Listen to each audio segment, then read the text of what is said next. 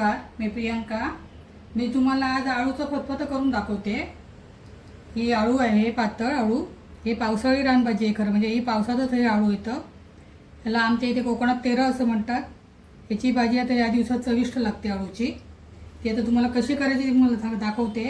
त्यासाठी लागणारं साहित्य इथे लसूण घेतलाय मी, फोडणीसाठी लसूण भरपूर घ्यायचा। राई घेतली, खोबरं, हिरवी मिरची, जिरं, कोकमं आहे थोडं, याच्यासाठी थोडं आंबटपणा पाहिजे, खात पीज असेल तर आंबटपणासाठी कोकमं टाकायची। गूळ आहे, गुळाने जरा चव चांगली येते। हिंग आणि या फणसाच्या बिया घेतल्या आहेत मी, ह्याला आटलं म्हणतात आमच्या इथे कोकणात। आणि हे चण्याची डाळ आणि शेंगदाणे हे भिजवून घेतलेत मी, हे रात्री मी भिजत घातले होते। मीठ आणि तेल। आता मी तुम्हाला आळू कसं कापायचं ते दाखवते। हे देठ असतात आळूचे, हे असे इथून कापून घ्यायचे आपण। हे देठ मी सगळ्या आळूच्या पानांचे काढून घेतलेले आहेत, 2 जोड्या होत्या माझ्या, त्याच्यामुळे हे देठ कमीच आहेत 2 जोड्यांचे। आता हे देठ कशी सोलायची तुम्हाला दाखवते मी। हे बघा, इथून थोडीशी कट मारायची आणि हे सोलत जायचं, असं सोलत जायचं ही देठ। ही साल काढणं महत्त्वाचं आहे याची। अशी करून ही सगळी सालं देठांची मी काढून घेते।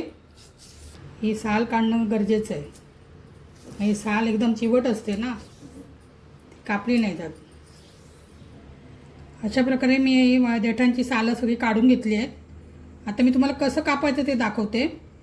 काय करायची, ही पानं अशी घ्यायची, हे कापायला सोपं पडतं।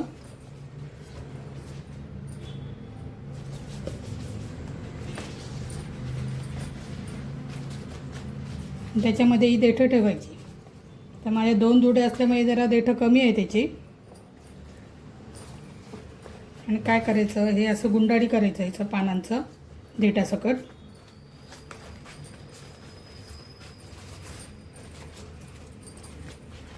तर तुम्हाला दाखवते मी कसं कापायचं।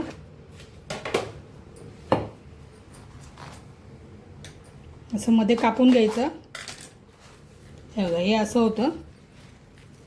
मग एकदम बारीक चिरत जायचं आणि एकदम बारीकच कापायचा आळू। हा कोवळाच असतो आळू, पण एकदम बारीक कापायचं, मग शिजतो पण चांगला जरा। हे अशा प्रकारे कापून घ्यायचं देठासकट, बारीक एकदम। अशा प्रकारे मी ही सर्व पानं घ्यायची आळूची कापून घेते बारीक, आणि मग नंतर रेसिपीला आपण सुरुवात करूया। अशा प्रकारे मी हा आळू बारीक चिरून घेतला आहे। आता मी खोबरं, मिरची आणि जिरं याचं वाटण करून घेते। चला, आता मी अशा प्रकारे खोबरं, जिरं आणि मिरचीचं वाटण करून घेतलं आहे। आता आपण भाजी करायला सुरुवात करूया। चला, मी आता ही भाजी कुकरमध्ये करून दाखवते। कुकरमध्येच एकदम फोडणीला टाकायची आहे, म्हणजे एकदम ती कुकरमध्ये केली ना की एकजीव होते ती चांगली आणि चविष्ट होते। मी कुकर गरम करायला ठेवला होता, आता मी त्याच्यात तेल टाकते। आता आपण फोडणीला देऊया आळू।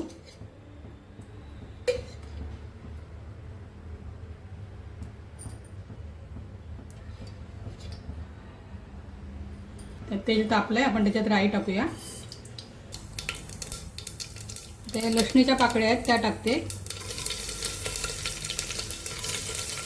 लसूण चांगली खमंग व्हायला द्यायची, लाल व्हायला द्यायची। लसूण भरपूर लागतो या भाजीला। लसूण चांगली लाल झाली, आता मी हिंग टाकते।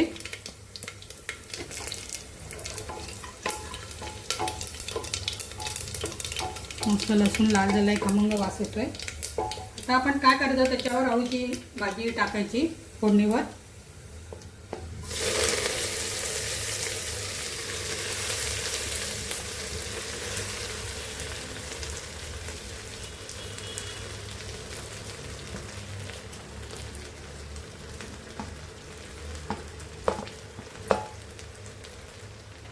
आणि ही भाजी ना आता चांगली त्या तेलात परतायची, चांगली मऊ होईपर्यंत।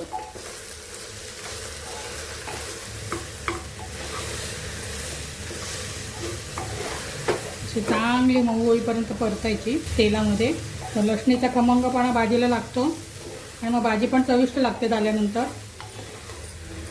आता मऊ झाली भाजी। आता आपण याच्यामध्ये ती भिजलेली डाळ आणि शेंगदाणे याच्यातच भाजीतच टाकायचे।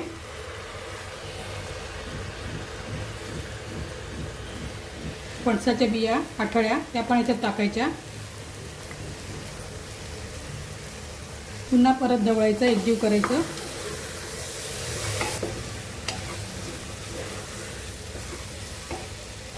आता हे जे वाटण केलंय ना आपण खोबऱ्याचं, मिरची, जिरं ते टाकायचं.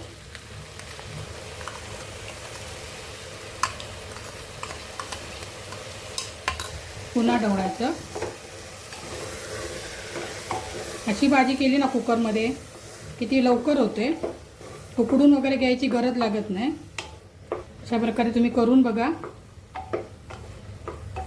तर त्यामध्ये आपण पाणी टाकूया. मी हे जे वाटण घेतलं होतं ना त्या वाटणाच्याच वाटीतून पाणी घेते वाटीभर. बघा वाटीभर पाणी घेतलंय. ते वाटणाची वाटी होती ना त्याच्यात पाणी घेतलंय. इथे 2 वाटी मी पाणी घेतलं याच्यात.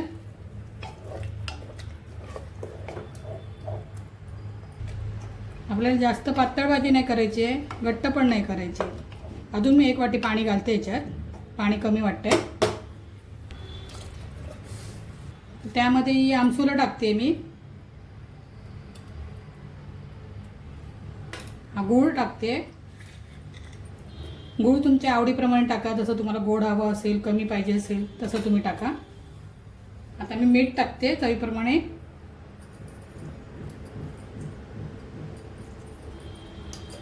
2 चमचे मीठ टाकले मी अंदाजे. आता परत ढवळून घेऊया.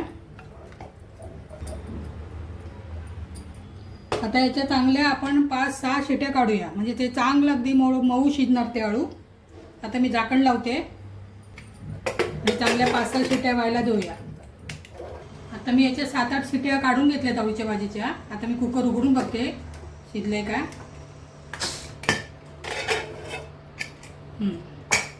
चांगलं शिजलंय, मस्त झालंय. मी अशा प्रकारे ना कुकरमध्येच ही भाजी करून बघा.